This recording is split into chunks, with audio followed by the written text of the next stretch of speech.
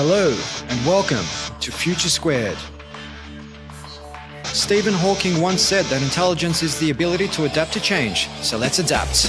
My name is Steve Goveski, and each week I'll bring you conversations with preeminent thought leaders from a variety of fields to help you think in a multidisciplinary way, keep goals in your professional and personal life, and better navigate what is fast becoming a brave, new world. Future Squared is brought to you by Collective Campus, an innovation accelerator that works with organizations to unlock their people's latent potential to create more impact for humanity and lead more fulfilling lives.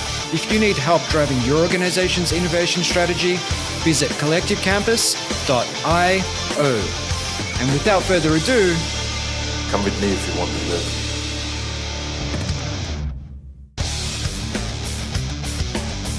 I often tell people that the book finds you as you start writing. And when somebody's never done this before, they don't trust that. So a lot of times I'll work with even editors at the publishing houses. They'll say, I want to see an outline. And I'm resistant to putting things in an outline form. I try to tell them, look, we'll sit down. As we get going, we'll figure out what the book is. The book will find us. And invariably, that's been the case. It happens that way. You could probably think the same way, and it probably even happens that way with some startup companies, right? They go to business thinking they're one thing and they turn out to be something else.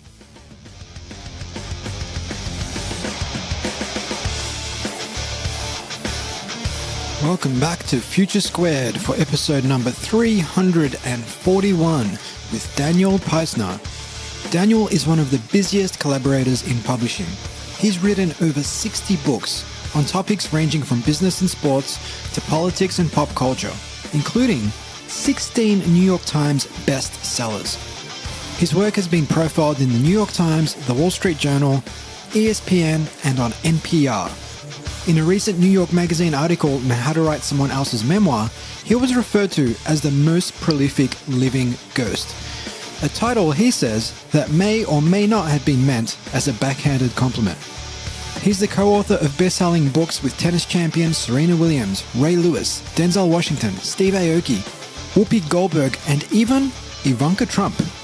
Daniel has several new books coming out this year, but we spent a little time talking about his new releases and spent most of the conversation unpacking, 1, how Daniel came to be the most prolific living ghost, 2, what he has learned about success from over 35 years as a ghostwriter, having worked with big names from across myriad domains, and 3, what Daniel's creative process looks like. We unpack that and more, so sit back and enjoy my conversation with 16 times New York Times best-selling author, Daniel Paisner.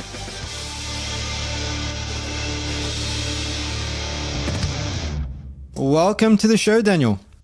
Thank you, Steve. Good to be here. Yeah, it's an absolute pleasure to have you on the program, and you're joining me all the way from sunny, well, not so sunny New York City, as I learned a few moments ago, overlooking Central Park. Apparently it's raining today, even though it's the middle of spring.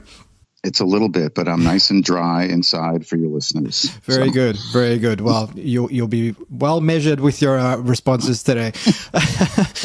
So Daniel, I mean, you're now 59 and you've essentially published a book for essentially every year you've been alive. In fact, more than a book, over 60 books, 15 New York Times bestsellers. I mean, that's some incredible staying power.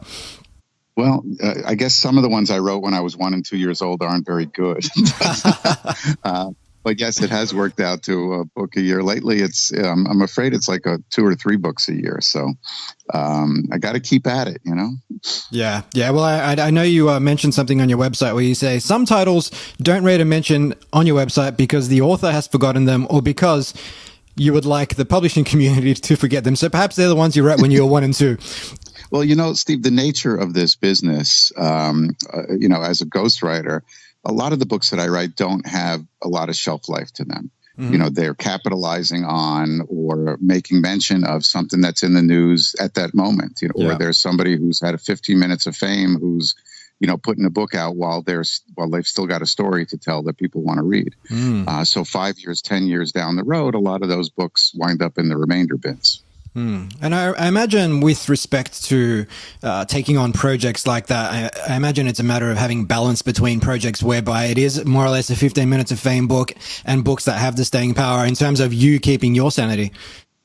Well, that's true too, and I think it changes as you progress along the arc of your career. When I'm young and just starting out, you sort of grab at everything that comes your way.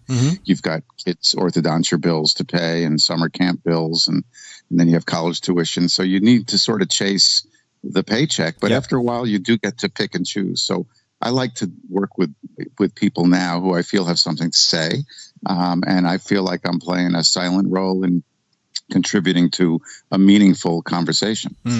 I think the same parallels also apply in entrepreneurship. I mean, I work with a lot of startups, and initially it's about taking on any paying work at all, just to keep paying your staff, just to keep the lights on. And eventually, as you get bigger and better, you then get to pick and choose which clients you work with, what projects you work on. But initially, beggars can't be choosers. I think that's right. I mean, you just grab at what you can until you get to pick and choose. So right now I'm happy to be in the pick and choose mode. Yes. I suspect at some point the tides might turn and I'll be grabbing what I can again. But for now, I'm picking and choosing. Well, you have picked and choose some amazing names to work with, the likes of Damon John, Serena Williams, Denzel Washington, Steve Aoki coming up later this year, Ivanka Trump even, Whoopi Goldberg. There's a hell of a lot of names here, and it's a very impressive list of names. And today I wanted to unpack three things with you, essentially. I wanted to learn more about who you are, where you came from, how you got to do what you do, what you've learned through the people you've worked with, and also your creative process. So, growing up, Daniel, did you always want to be a writer, or were you perhaps like every other, kid from, I'm not sure if you grew up in New York, but a lot of kids growing up wanting to be a baseball star or something like that? No, I pretty much wanted to be a writer. I actually have a very vivid memory. When I was about 5 or 6 years old, a friend of mine started like a community newspaper. The two of us just wrote something out in longhand about which milkman left the milk on the wrong stoop, or whatever the hot news was in the neighborhood that day. And my buddy's mom was a school librarian, and she ran this off on a mimeograph machine, and we distributed the newspaper up and down the street. And by the time I got to high school, I really wanted to be Woodward and Bernstein. I graduated high school in the States in 1978. So, I very much came of age at a time where Watergate was the story, the defining story of a generation. And I wanted to be a swashbuckling journalist. It never quite worked out that way. But I was always working on school newspapers. I was the editor of my school newspaper in high school. I was the editor in college. And the idea was to be an intrepid reporter, an ink-stained wretch. I got a little bit sidetracked. just a touch, but I think that's a fantastic story in the sense that a lot of people, when you are a child and someone asks you what do you want to be when you grow up, 9 times out of 10 they end up being something completely different. And although you didn't become a quote unquote newspaper journalist, so to speak, you did become an author, which is really awesome. And on the back of getting your master's in journalism from Boston University in the early 80s, about 35 years ago now. How did you make your start in journalism after, proverbially nailing your degree to the wall? Well, when I was at BU, I was lucky to win a scholarship from what was then known as Gulf and Western, which was the parent company of Paramount Studios and Simon & Schuster Publishers. And the scholarship that I won paid for my degree, but it also gave me a job in New York upon graduation. It wasn't a job I particularly wanted. However, I did want the scholarship. The job was to work as a publicist at Simon & Schuster. So there I was, all of 23 years old, pulling up into this big skyscraper in New York after having worked for small newspapers in New England when I was at school and freelancing for a number of publications. And I found myself writing press releases and flap copy and booking authors on morning television chat shows. And it really was not a fulfilling job. However, it was strategically fulfilling.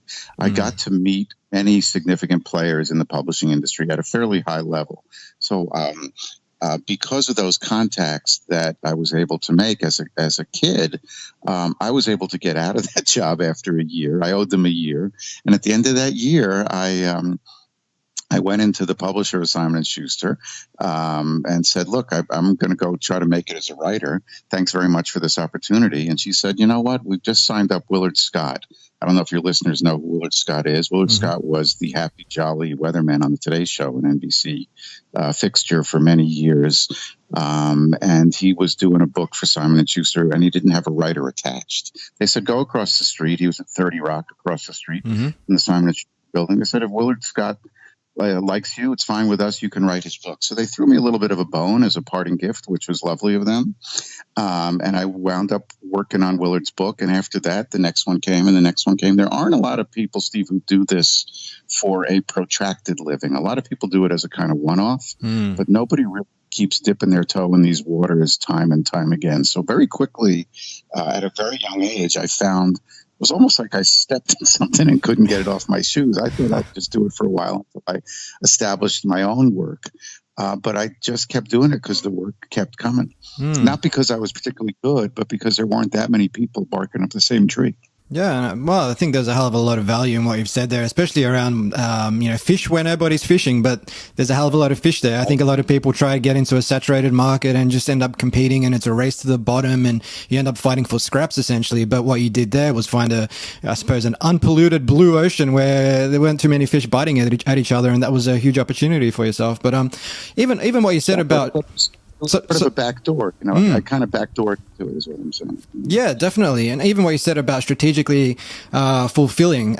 So many people, when they get into something new, whether they're an entrepreneur, a writer, an athlete, they expect to be, or they want to be superstars from day one, and they want to have that big return on investment. But ultimately, what can you take out of the early days, months, weeks, years in a new profession? And it could be the learnings you get, the relationships you develop. They're the kinds of things you want to value because they can be your stepping stone to bigger and better things. Absolutely. I kind of looked at this, Steve, early on as little different than the struggling actor who's waiting tables while he's waiting for his big break. It just so happened that my version of waiting tables also allowed me to sit at a keyboard, or in those days at an actual typewriter, and write. So I was practicing the same craft, but it was a very different animal. It wasn't the kind of writing that I wanted to do. So the bargain I made with myself early on was that I would do one of theirs and one of mine. So I would try to have a book going with Willard Scott or whoever came after Willard Scott. And at the same time, I'd have a novel going or a nonfiction project that I was chasing on my own.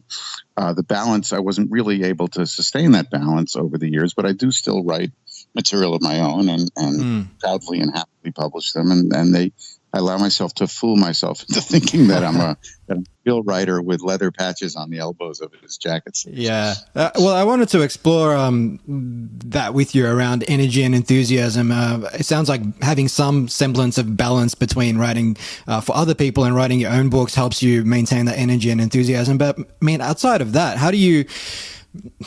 And outside of having bills to pay and everything else, but how do you maintain the energy and enthusiasm for your work after, 35 or so years? It gets easier now because I'm able to work on projects that excite me. At a time, it was a little cookie cutter and same seeming with some of these projects that were really just about the gig and the paycheck. You really just would have to rise and meet your deadline. You just had to have a good work ethic. It's kind of like constantly living with a term paper hanging over your shoulder. For those of your listeners, remember what it's like to be in school. Yeah. It was an assignment, and I was able to think of the work more as craft than art. Some of what I do, there's an art to it, and some of it there's a craft. And I was good at, happily, I was good at capturing people's voices. I was a good mimic on the page. I was able to draw stories out of people who might have been reluctant to talk about certain aspects of their lives. And once you've done this a time or two, it gets easier. It's a very intimidating thing for someone who's never written a book before to stare down a blank set of 300 pages and wonder how you're going to fill that. It gets easier once you've done that. So I was able to tap into that. And a lot of those books were not written with the energy and enthusiasm that you mentioned. But they were very good for what they were. I always tried to over-deliver. I always recognized that I'm only as good as my last project. And each project was meant to take me to the next one. So even if I wasn't excited about it, I had to make sure that the subject I was working with was, and that the publishing house that was paying the bills was excited as well. Yeah. Well, do a good job regardless of, the nature of the project. Just show up, essentially. Exactly. I mean, there weren't books I would give to people when they invited me to their dinner parties. I'd have to go actually someone else's book. But these days I can pretty much find a book of mine that I'm proud of that I can give as a gift. Yeah. I save a lot of money. I don't have to buy bottles of wine when people invite me over to dinner. Beautiful, beautiful. So, I did mention a number of the names you worked with before, like Serena Williams, Denzel Washington, Steve Aoki, and numerous others. Having worked with so many successful people across myriad domains, have there been any sort of common characteristics that jump out in terms of, I suppose, distinguishable characteristics that people who became successful essentially share? First of all, I apologize for the barking dog in the background to your listeners. I can barely hear it. Not in control of my environment. The baseline characteristic is they have all lived big lives. They've all lived lives big enough that merit a book deal. So that means they're successful in whatever their chosen endeavor has been. And in order to be successful and live a book-worthy life, I think you need to be extremely disciplined and hardworking and have a very clear sense of your brand. You have to remember, I started doing this when people weren't using terms like, attaching a brand to your persona. But they had a very clear sense of who they were and what they were about and what image they wanted to put out into the world. So I think everybody I've worked with, to a man and to a woman, has had a very good sense of what it meant to caretake their image and how this book would serve them. And very few people have really been willing to go outside of that shell in any way. So that's been, everybody's been kind of careful. I've always longed to find somebody who would experiment and be a little bit of a risk taker and maybe, break the mold a little bit and reinvent their persona through these pages. That hasn't happened because, when you think about it, there's so much at stake. They've lived a life that has warranted that book deal in the first place, and they're not about to upend that on a roll of the dice. Yeah. So I imagine you've tried to draw that out of people through the questions you ask, but you might get pushback or just very sort of vanilla answers when you're trying to go a little bit outside of the mold. Yeah. The vanilla answers are, it's interesting that you use that term. I'm going to steal that from you, Stephen, if you don't mind. Oh, good. But a lot of the people I've worked with, if you think about it, they've grown up with a camera or a microphone in their face for their whole lives, or for most of their adult lives anyway. And they've answered the same questions over and over again. And what that means is by the time they get to me, those answers are a little bit stale. They're rehearsed.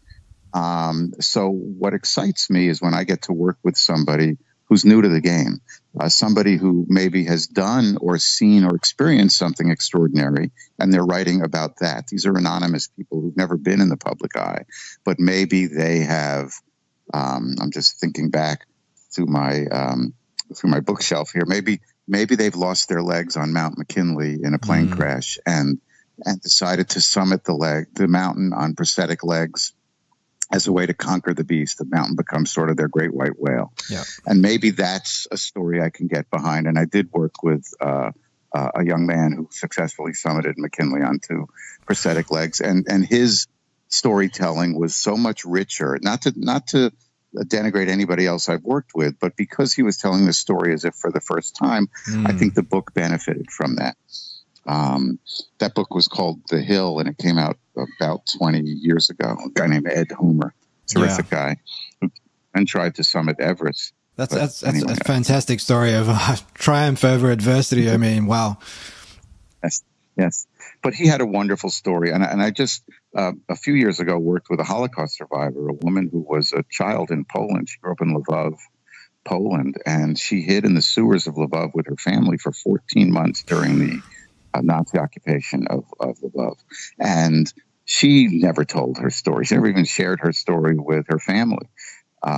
So, you can imagine the textures and the emotions that were involved in those sessions. And I think the book reflects that as well.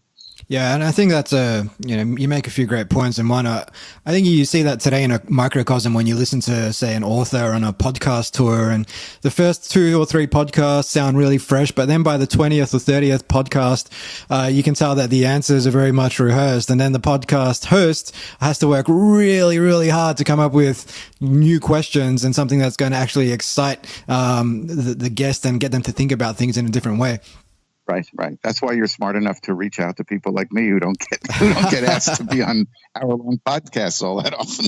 No, it's an absolute pleasure, Daniel. So I guess on characteristics, I mean, on the other side of that, the flip side, I mean, people who get to the upper echelons of success, say in the sporting domain, for example. I mean, what are the ultimate downsides of success that you see? I mean, one thing that a lot of people I've spoken to happens to be the arrival fallacy, where they're never content and there's constantly shifting goalposts and they always want more and more and more. And despite all the successes, they're never happy. But what are some other things that you see are the, I suppose, downsides of success? That's interesting. If you talk about an athlete, the success really stops for them by the time they're the age of 40. So a lot of times, I'll work with somebody towards the end of their careers. Serena just happened to be in the middle of her career. In fact, she had a resurgence soon after the book came out and took her career to the next level. We worked together about 8 or 9 years ago. So if you look at what she's done in the past 8 or 9 years, it's phenomenal. But for the most part, I have worked with athletes who are looking over their shoulders at what's no longer there for the taking. They were masters of the universe. They were able, since they were kids, they were able to, see an outcome and almost will it so by their strength of character or by their physical skills.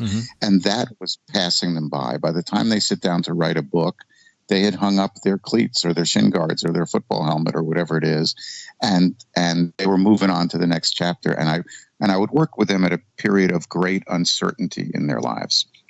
So there was a kind of wistfulness for the champion that they were, and sort of a worry about what kind of life as young men and women. I mean, they still had a lifetime ahead of them, and a lot of them were trying to figure out how to fill those days going forward. As far as regrets, I mean, most of the people I've worked with have had to sacrifice a lot. And often that's come at the expense of relationships, whether it's their own immediate families, if they might be estranged from siblings or parents, or certainly from marriages that did not work out along the way.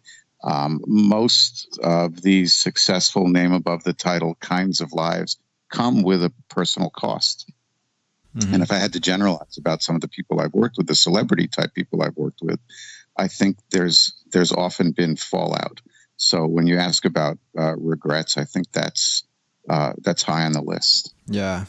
Well, I think there's a important lesson there in identity as well. What you said around you spend your whole life leveraging one particular skill set you have, and you're really awesome at it, and the whole world bestows you with all sorts of accolades and whatnot, but then you get a little bit older and that skill set's no longer there, and you've been replaced by a whole new class of athletes, and this could apply in entrepreneurship, it could apply in investment banking, it could apply in writing and all sorts of things. But when you derive so much of your identity from one thing, and then that one thing is no longer there, your whole world can essentially come crashing down.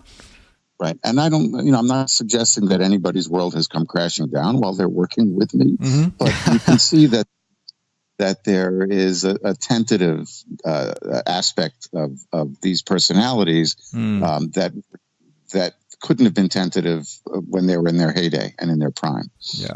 They got to where they were because they were hard charging, take no prisoners, win at all costs kinds of personalities, and that becomes softened or tempered somewhat as they move on. Yeah, makes sense. So to sidestep a little, if you will, Daniel, your books essentially transcend a lot of different topics. We're talking about politics, sports, music, business, personal development, parenting, all sorts of stuff. Has working across so many different domains influenced or shaped your own worldview in some way? I think it reflects my worldview more than it shaped my worldview. I'm kind of generalist. I'm interested in a lot of different things. I watch a lot of sports. I listen to a lot of music. I care about what's going on in the world around. I've never really focused in on any one area. You know, I'm not the guy who's poring over Lyndon Johnson's papers and spending my lifetime writing a volume history of one man's life. So I think it's more a reflection of my areas of interest than it is something that's shaped my areas of interest. It's cost me some jobs, but I think it's gotten me some jobs. You know, when I sat down with Ray Lewis, the great American football player, who was 1 year into his retirement. And I sat down with him and I said, look, Ray, I'm a football fan. I'm keenly aware of what you meant to the game and where you fit in the game's history. But I'm not the guy, if you want to talk about the X's and O's and what goes on in a football locker room. You know, I don't have the intimate knowledge of the game that you might find from a beat writer who covered the Baltimore Ravens for the local newspaper. So if that's what you want, you'll be better served going to work with someone like that. What I can do for you, I said to Ray, I said, look, I can write about what it was to grow up in your household with a difficult family life. I can write about your emotions when you went away to school, hoping to wrestle in college and having to settle for a collegiate football career.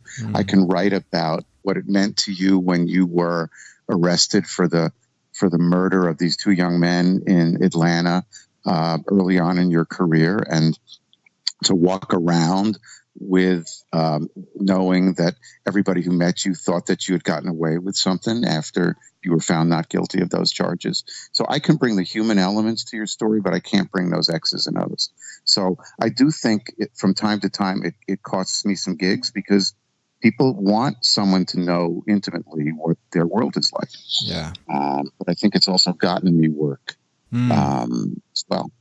Yeah, and I think, by taking that approach rather than focusing on the X's and O's, that essentially makes for better stories, but ultimately different readers want different things. But on creativity, essentially creativity is the intersection of different fields and disciplines, and having so many different diverse interests yourself, has that helped you as a writer, particularly when it comes to writing your own books? I'm not sure I understand the question, how it would relate to my books. So, well, in the sense, so in the sense of having interests in politics, sports, music, business, and so on, does that help you become essentially more creative when it comes to your own books in some way, that you're drawing in all these different elements from diverse domains? Yeah, I think probably, but I think that's how I move about the planet. And I imagine, given your choice of guests on your podcast, for example, or what excites you, that's how you move about the planet too. The idea is to mix things up and keep things interesting. And here you are, you knew you were going to be talking to me today for an hour or so, or however long we visit on the phone. And you probably did a certain amount of research to familiarize yourself with my work, but also with how this world works. How does this sort of collaborative end of publishing really work?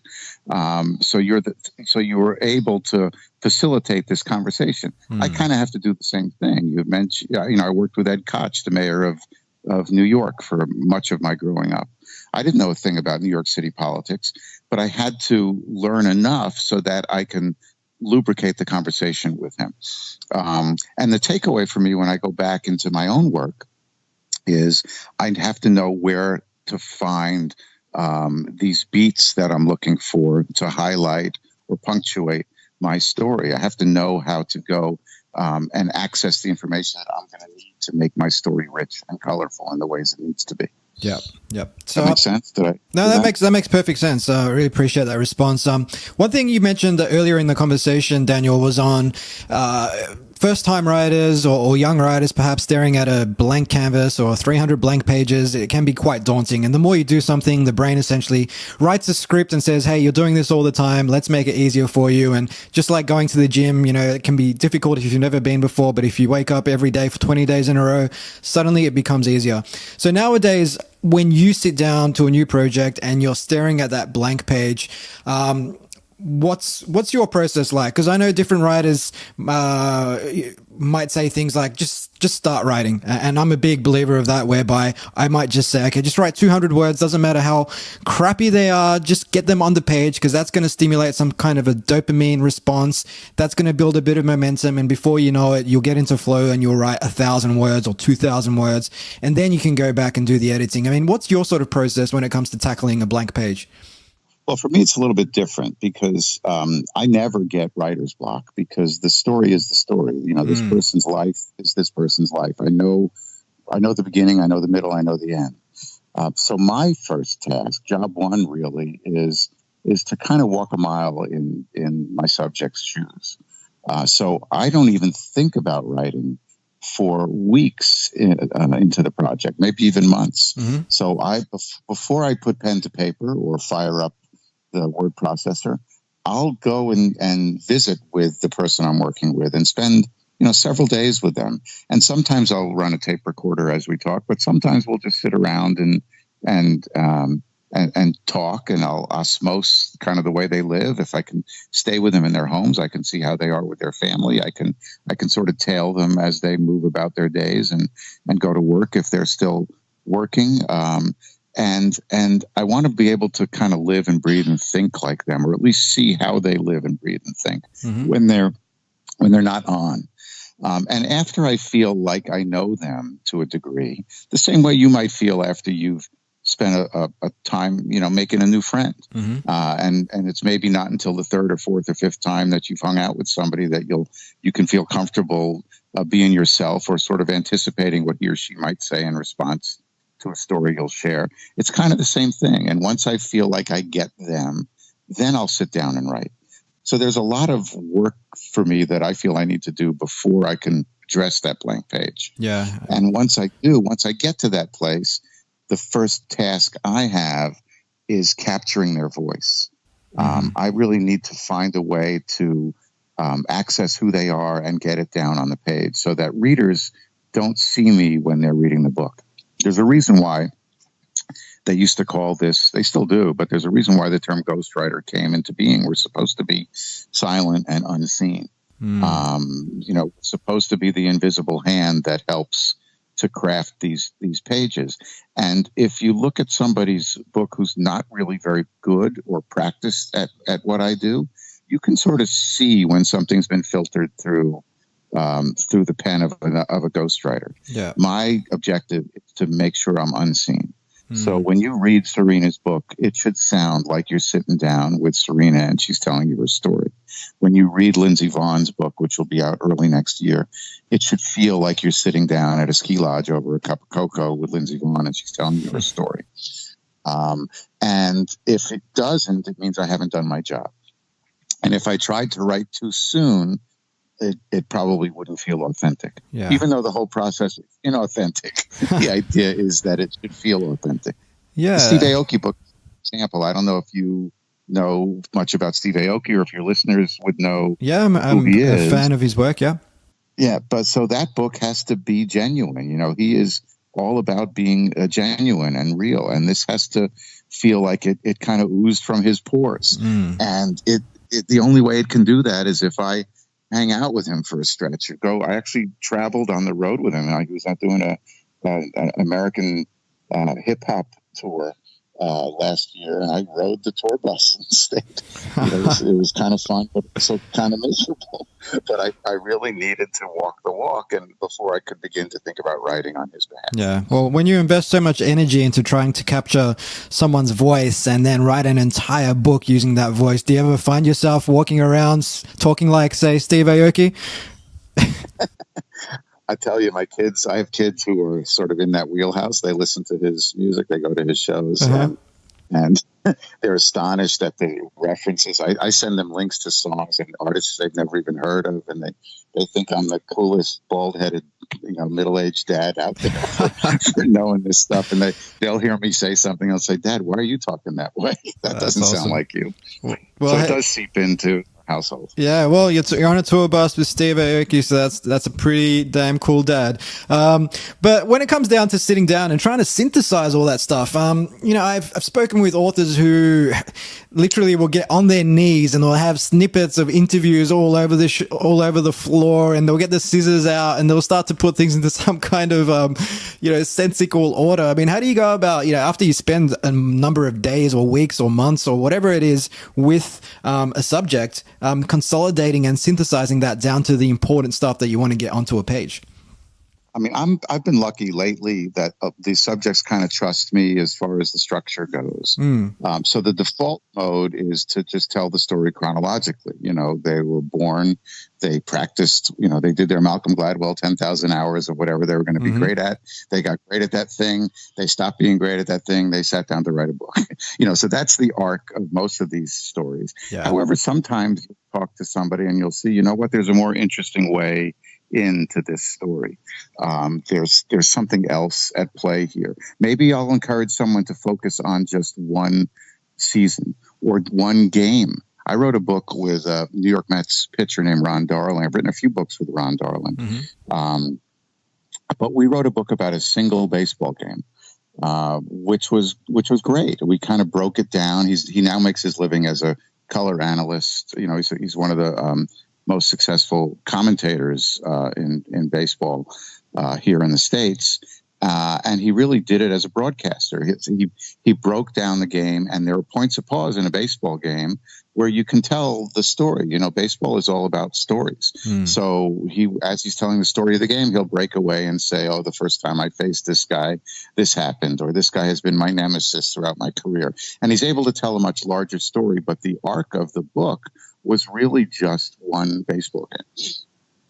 There's a similar thing that I did with Anthony Quinn. I don't know if you remember Anthony Quinn's career. I mean, he had this big swashbuckling, larger-than-life Hollywood studio system career. He came up, he was still a contract player in the studio system when he started acting. He was married to Cecil B. DeMille's daughter before he moved on and had a bigger life than even that. But his book was really just about one 40-kilometer bicycle ride that he took over the 7 hills of Rome. It's, the time span from beginning to end of that book is really just 3 hours. But over the course of those 3 hours, while he's on this bike ride, he was visited by all these memories from his life. There were prompts by the side of the road, or something happened to remind him of a story. And we were able to sort of hang, it's almost like a clothes hanger. We were able to hang all these memories on that conceit of the bike ride, and in that way tell his book. So what I often tell people is, and forgive me, you can smack me around and shut me up. I feel like I'm talking too much, but I'll stop after this point. Is I often tell people that the book finds you as you start writing. And when somebody's never done this before, they don't trust that. So a lot of times I'll work with even editors at the publishing houses. They'll say, "I want to see an outline." And I'm resistant to putting things in an outline form. I try to tell them, "Look, we'll sit down. As we get going, we'll figure out what the book is. The book will find us." And invariably, that's been the case. Yeah. It happens that way. You could probably think the same way, and it probably even happens that way with some startup companies. Oh, right? yeah. They go business thinking they're one thing and they turn out to be something else. Yep, definitely. And I think that's actually a really beautiful way of putting it. The book finds you, and it's exactly the same way in entrepreneurship. And I think the companies that go into it with a 100-page business plan of this is what the next 5 years are going to look like. Here's where we're going to spend our money. Here are the features we're going to roll out. Here's our roadmap. They're the ones that inevitably fail because they don't leave themselves open to learning and adapting as they go. But if you go into it with this mindset of, hey, let's just trust the journey. Let's take small steps and adapt and change course based on the learnings that we get and the feedback that we get and our intuitive senses, then we're going to be more likely to end up in, closer to our target destination than if we are to just go into it with, hey, here's what it's going to look like. Let's just execute on this. You know what? A lot of in business, as in the book business, a lot of these decisions are made by committee. And when you're making decisions by committee, people need, you need a document. People need to cover their butts in case things don't go well. They need to say, well, look, this was what the outline looked like. Who knew that the book was going to come in looking like this? And the same with a business plan, right? No bank is going to give you a loan without a business plan. And yet the very business plan could kill your business. Yeah. And I actually wrote something on LinkedIn this morning. I was just in response to someone who posted a photo of a boardroom, and the caption was, this is what kills innovation. And my comment was essentially, committees over commitment. Because if you have, if you have commitment, you can make a mistake, but you can then fix it and you can move on. But when people are scared of taking ownership and you don't want to be accountable for something, it's more a matter of let's set up a committee and that way we can cover our asses. Right, exactly. And in fact, that's interesting that you bring that up, because now that I'm at that stage, like we talked about earlier, where I can pick and choose my projects, one red flag for me is if somebody comes to me with a committee. If I'm working with somebody or potentially working with somebody and they've got a posse, a whole crew of folks that, I've got to deal with the entourage. To me, that's a red flag. That's a reason to run away. Yeah. Because it means, everything's going to be kind of dumbed down or filtered through this kind of groupthink mindset, and it will dull or dampen the creativity that I think you need to make a book work. Yeah, 100%. So on creativity and making a book work, nowadays people find themselves in a state of, I guess you'd call it hyper responsiveness, where we're constantly at the mercy of notifications on our phones, on our desktops. People check email like 70 to 80 times a day. People check their phones over 100 times a day. It's absolutely insane. And if you think about the effect on people's attention and creativity at a collective level, it's got to be absolutely nothing short of tragic. In your case, when you're sitting down to write and get into flow and get into that place where you can just literally write for 2 or 3 hours and just get into that, essentially the zone, do you have a process, or are you intentional about making sure that your attention is devoted to the page and not at the mercy of, say, Facebook notifications and things like that? Yes, I do, actually. I'm guilty like everybody else. I check Facebook, I tweet, I do all this stuff throughout the day. But I do try to shut that down. I'm not smart enough, or I don't know if my willpower is not strong enough to actually shut off the internet when I'm working, because I do need access to information as I'm working. I need to find out, like right now I'm working on Lindsey Vohn's book. I need to find out race results for specific things. She'll tell me a story. I need to confirm things. So I need to always be bouncing back and forth online. So invariably, you're going to be distracted by some ping that comes in and diverts your attention. I find that I do my best work when this flow state that you're talking about, I do that best late at night or early in the morning. And the interesting thing is I don't have to set my alarm, but if I'm deep into the writing mode of a book, these books happen in phases. There's the collection phase, where I talked about earlier, there's the writing phase, and then there's the rewriting and editing phase. When I'm creating this book, I'll often wake up at 3 or 4 in the morning and just trundle down to my office and go to work. Not because I set my alarm and meant to do so, and not because I'm tossing and turning, but I wake up feeling fresh and I have ideas and I want to go put them down on paper before I forget them. But in the hours between 4 and 8 in the morning, when the world is quiet, my world's quiet, your world is up then, but then I can do productive work. And the same goes for late at night. And I think it's possible that habit became ingrained in me when I had kids in the house. My kids are out of the house now, but I was, my wife worked outside the house. So I was the dad. I had to be available to them after school. I had to get them off to school in the morning. I coached all their teams. So I got conditioned, I guess, to working when my house was quiet.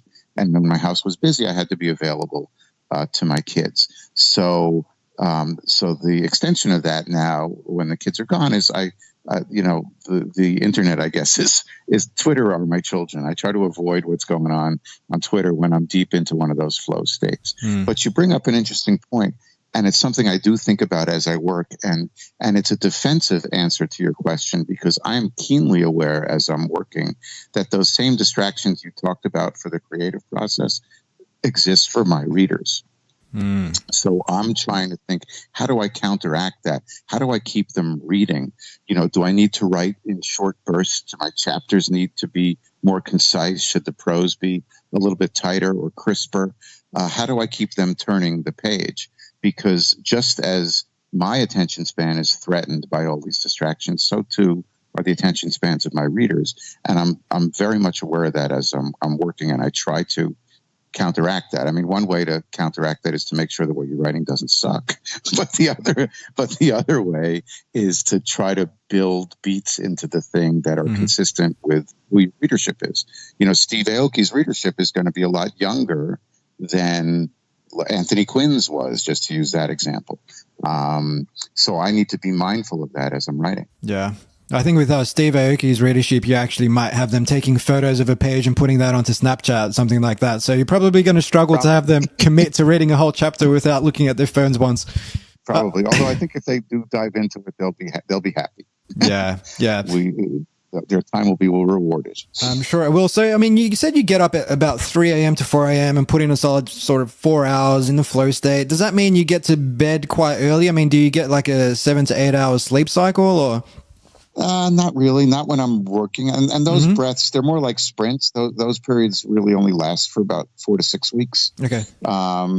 So no, I think I'm sleep deprived during those 4 to 6 weeks. Fair enough. I don't get a full cycle. I will kind of catch a nap. Like I'll shut down in the evening and I'll sit down maybe to watch a movie on television with my wife, and I'll fall asleep immediately. Yeah. So I'll catch, if I can catch 20 minutes like that, then I'm refreshed, and then I'm able to stay up to a regular time. So I've actually lately, now that I've gotten to be an old fart, I've even fallen asleep at my desk from time to time, which is quite nice. Actually, you wake up and you realize you've only been out 5 minutes, but you feel supercharged. You've got like a little energy.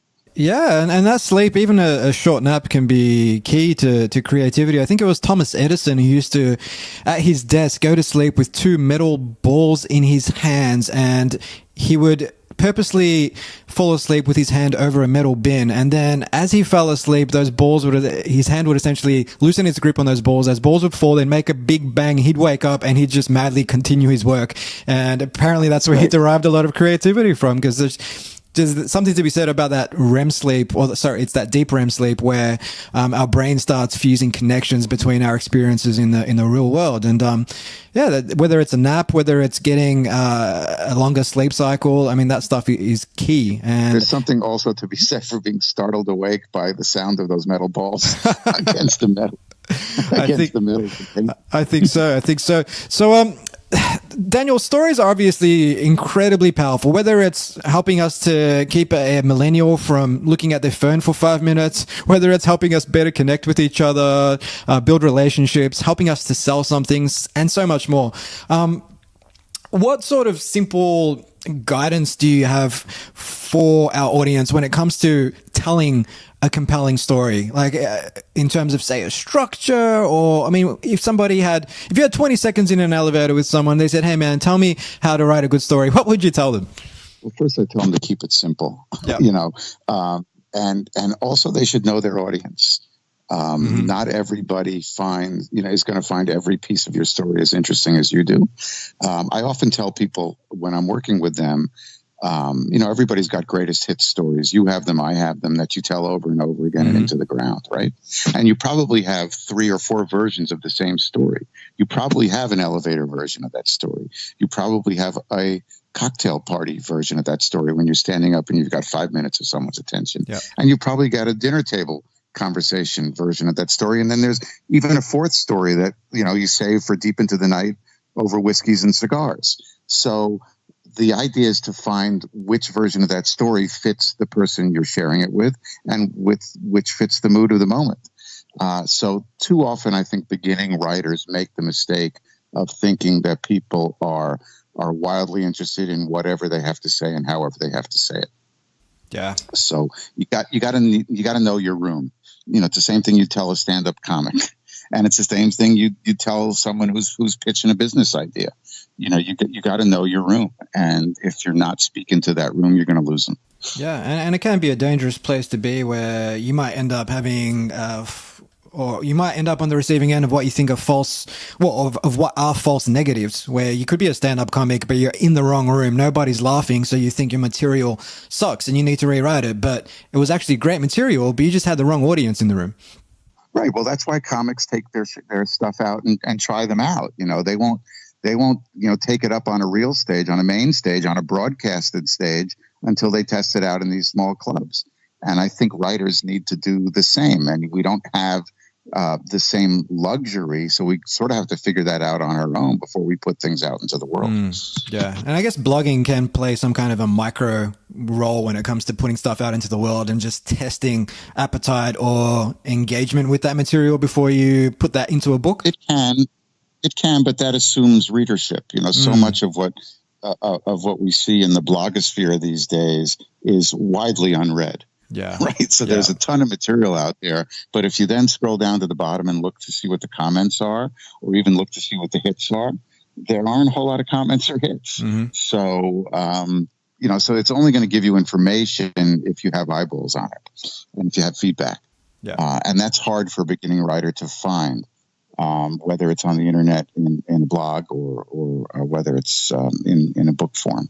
Yeah, that makes sense. And I guess nowadays you have, in the early days of the internet, it was just hundreds and thousands of individual standalone blogs. But now, just like commercial media, things are essentially being consolidated across fewer platforms, and fewer writers are essentially commanding the lion's share of eyeballs. And I guess it's the whole Pareto principle playing out online.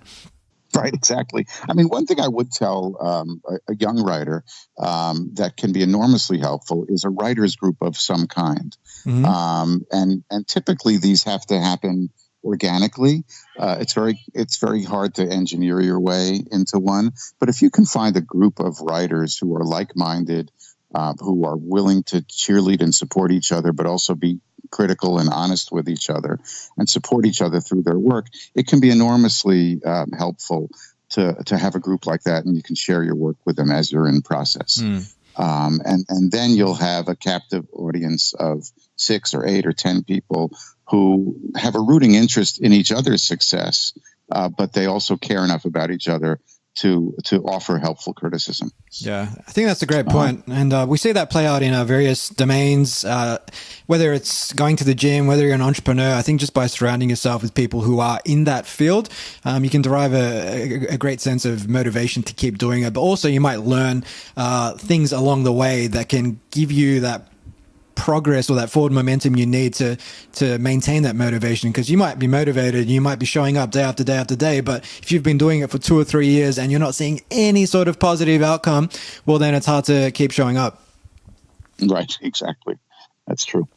So we've got a few books coming out this year, one of which is Rise and Grind with Damon John. So that's the follow-up to The Power of Broke. You mentioned Blue, the book on Steve Aoki, which comes out later this year in September. Is there anything you wanted to share about the work that you're releasing this year?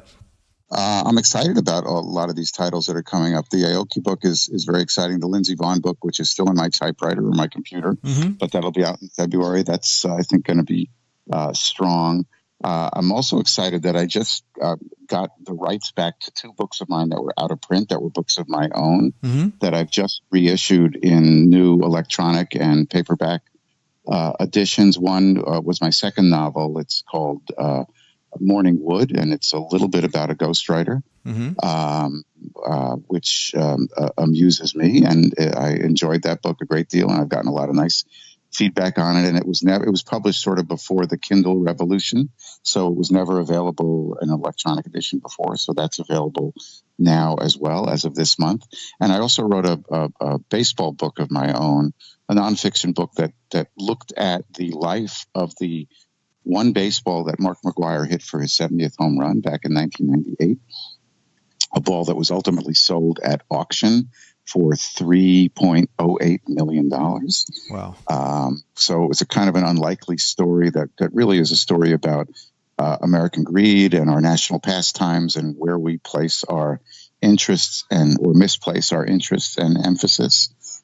So it's kind of an odd off the sports page sports book that I was very proud of, and also got a lot of nice notices when it came out and sort of disappeared. So I'm happy to put those back out into the world. So I'm looking forward to that. Fantastic. Well, we'll add all of those books into the show notes for our listeners so they can pick up a copy on Amazon. Before we wrap up, Daniel, I can't let you go without throwing you into our 3-question lightning round. This has been a lot of fun, but this is going to be even more fun, at least hopefully for you, because it's going to put you out of your comfort zone. So question number 1, with respect to the people that you've worked with and written books for, is there anybody in particular that you would have liked to have worked alongside with rather than having worked with them post the event? You mean alongside with in their careers? Yeah, like whether it was Damon John building Fubu, for example. Who would you have liked to have worked with? So here's my answer. And I don't know if your listeners will know who he is, but I worked with a surfer named Izzy Paskowitz, who has become a good friend of mine. Izzy Paskowitz comes from a legendary California surf family. He was raised in the 60s. He grew up in a camper with his 8 siblings. They never went to school. All they did was surf all day. All 9 of these kids are mightily screwed up today.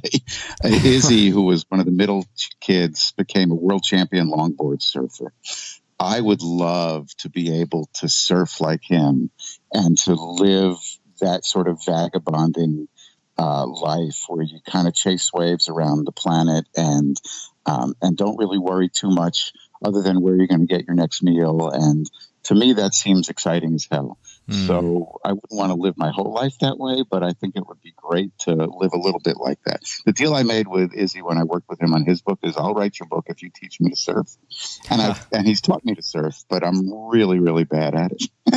And so I'd like to be good at it. Yeah. So I guess I'd grab his life, or at least his chops in the water. Yeah. Well, I'm being from Australia, you'd think I'd be a surfer, but down in Melbourne, we don't really have waves. The closest waves are a good hour away. So I've spent the last 6 months or so learning how to surf as well. But like yourself, absolutely terrible at it. But occasionally manage to pop up onto the board and catch a wave, and it's one of the most exhilarating feelings in the world. That's great. And just real quick, just on something you said there, I think it's worth calling out. And of course, this is a really slow lightning round, but with respect to uncertainty and that being exciting, I think that's so true, because we've cultivated in the modern Western society these lives that can be just so incredibly comfortable that we're never feeling that discomfort. But without that, I mean, it's easy to sit down every night, just watch Netflix and just be comfortable. But you look back on your life when you're, say, in your golden years, and you're like, wow, I had a really comfortable life. And then you probably didn't really build many memories worth looking back on. So I think there's something to be said about putting yourself into environments of uncertainty. Right. I think you're right. And there's something thrilling about being thrilled, right? Yep, 100%. So question number 2, if you could ask anyone a question, dead or alive, who would it be and what would you ask? Oh, man, that's a good one. So I'm going to cheat with my answer there and give you an answer, because people often ask me whose book I'd really love to write that I haven't had a chance to help write. And the answer I always gave until he passed away was Teddy Kennedy. Right. I thought that he had a unique kind of front row seat or a side row seat. And I always wanted to sit with him and talk to him about what that was like growing up in that Kennedy household, what it was like shouldering the sadness that he faced when his brothers were killed. And the question I would ask him would be, I'd want to know what happened that night at Chappaquiddick. I don't know if your listeners are keenly aware of that story when he was running. That happened in the late 60s. But it's one of the great unsolved mysteries in American politics. So I would ask him about that. But more than that, I thought he was sitting on a big American story that largely never was told. He did ultimately write his book at the end of his life after he'd been diagnosed, and he was not in great health. And I thought the book was kind of rushed and didn't really get at the essence of what it was to grow up Kennedy and to sustain, to be the standard bearer of that Kennedy legacy. late into his life. So that was always my answer there. So that will be my answer here. Beautiful, beautiful. And lucky last, having pumped out over 60 books, I mean, apart from getting up at 3 a.m. and having your Thomas Edison-like naps, do you have any rituals or routines that help you stay on top of your game, Daniel? They change over time because I'm an old man now. I was a young man then. So I've always had a hobby or a pursuit that has served as kind of a counterpoint to the work that I've been doing.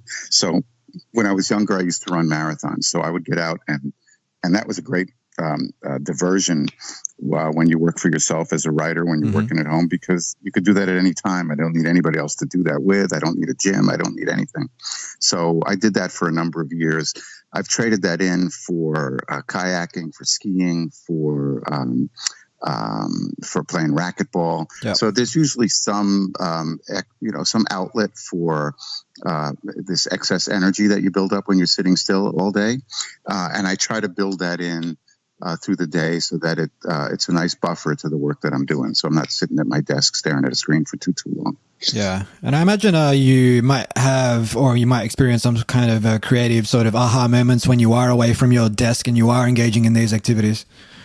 Oh, absolutely. I'm always working. I mean, even if I'm out to the movies or out to dinner, I'm always working, or I collect an idea and I make sure to jot it down or speak it into my phone so I don't forget it.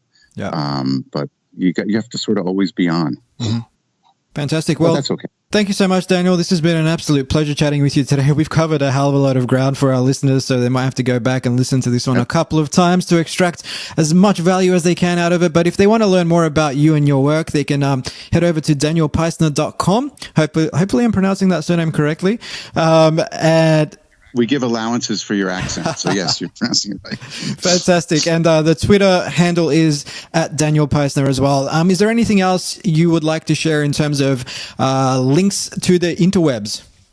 No, I think if you can find me on the Twitter and you can find the website, you'll be good to go. And I would just encourage your listeners to keep reading. You don't have to read my books, but keep reading. There's a lot of good stuff out there, and it's a good way to keep nourished as we're going about our days and doing our thing. Could not agree more. Thank you so much, Daniel. I hope you enjoy the rest of your evening. Great talking to you. Take care, Steve. Bye-bye. Hi guys, Steve again. I hope you enjoyed this episode. If you'd like to receive a weekly email from me, complete with reflections, books I've been reading, words of wisdom, and access to blogs, ebooks, and more that I'm publishing on a regular basis, just leave your details at futuresquared.xyz/subscribe and you'll receive the very next one. If you're picking up what I'm putting down, take a minute to like, share, or subscribe on Apple Podcasts, Google Play, Spotify, or wherever you get your podcasts. It goes a long way to giving the podcast the exposure it needs so I can continue bringing you guests and conversations of the highest caliber. You can catch me on Twitter at Steve Glibeski and on Instagram at TheSteveGlibeski. Until next time. Hasta la vista, baby.